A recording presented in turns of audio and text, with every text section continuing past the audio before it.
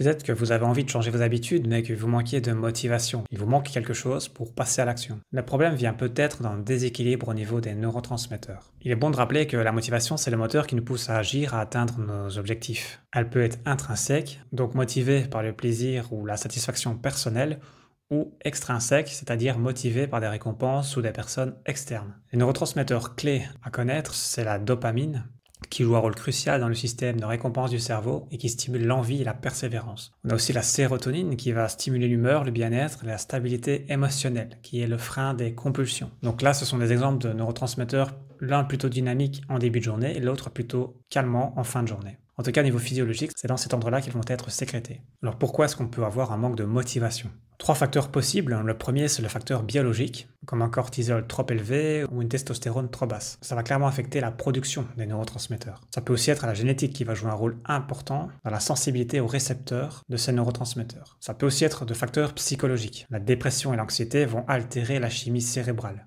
notamment en réduisant la dopamine et la sérotonine. La fatigue mentale va provoquer un état d'épuisement psychologique, ce qui va affecter la capacité à entreprendre. Mais ça peut aussi être des facteurs environnementaux, comme un environnement stressant, monotone, qui va réduire la stimulation cognitive et émotionnelle, ainsi que l'absence de soutien social ou la pression excessive qui peut étouffer la motivation. Alors comment savoir si vous êtes concerné ou pas pour identifier ces symptômes? Alors quelques signes de déséquilibre, ça peut être tout simplement la diminution du plaisir dans des activités, une procrastination accrue, et un manque d'énergie assez persistant. Alors au niveau de dépression et anxiété, clairement ce sont des troubles qu'on va souvent associer à un manque de motivation. Il peut aussi y avoir une fatigue mentale qui va se traduire par une difficulté à se concentrer, à avoir une lassitude et un sentiment d'être submergé. Et donc là vous allez me dire, ok, mais qu'est-ce qu'on fait? Eh bien il faut savoir que vos habitudes alimentaires ont un rôle important à ce niveau-là aussi. Exemple basique, le précurseur de la dopamine, pour faire simple, c'est l'acide aminé tyrosine qui provient des aliments protéinés, principalement des protéines animales. Donc en ayant suffisamment de tyrosine en début de journée idéalement,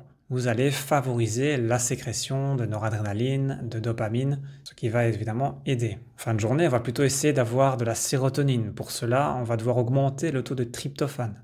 Donc là aussi, il y a des stratégies à mettre en place pour optimiser ce précurseur de sérotonine afin qu'il puisse être sécrété naturellement et vous amener les bonnes humeurs nécessaires à ce moment-là. Pour cela, on a besoin de pas mal de micronutriments comme du magnésium, des oméga 3, du zinc et différentes vitamines B. Ce qui va aider à optimiser tout ça aussi, c'est le fait de faire de l'exercice physique. Ça va stimuler la dopamine, les endorphines et clairement améliorer la sensation de bien-être. Principalement les exercices qui contiennent du cardio et de la résistance. Sans oublier bien entendu la qualité du sommeil qui permet de réguler tout ça. Alors il y a plusieurs stratégies pour booster sa motivation.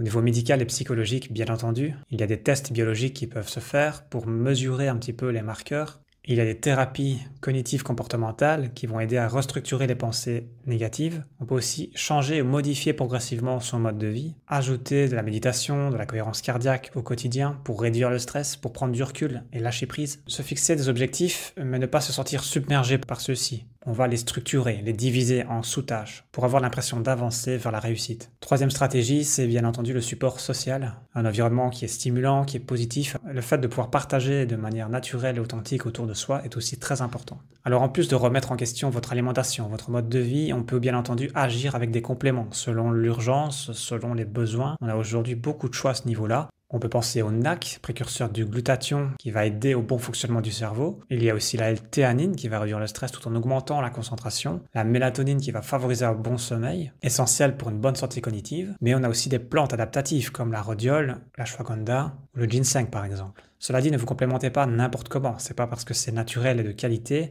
qu'il n'y a pas de contre-indication, surtout si vous prenez des médicaments. Alors selon votre cas, votre situation, vous pouvez d'une part réserver une consultation chez moi pour recevoir un conseil individuel. Pour les personnes plus averties, plus avancées, vous êtes déjà au courant de votre situation, vous savez ce que vous pouvez faire, ne pas faire. Dans ce cas-là, peut-être que vous êtes bloqué au niveau de quel complément choisir, vers quelle marque se tourner. Dans ce cas-là, je vous invite à télécharger ma liste PDF qui reprend les principales marques de compléments avec lesquelles je collabore. Elle propose des prix réduits, mais aussi des produits de qualité.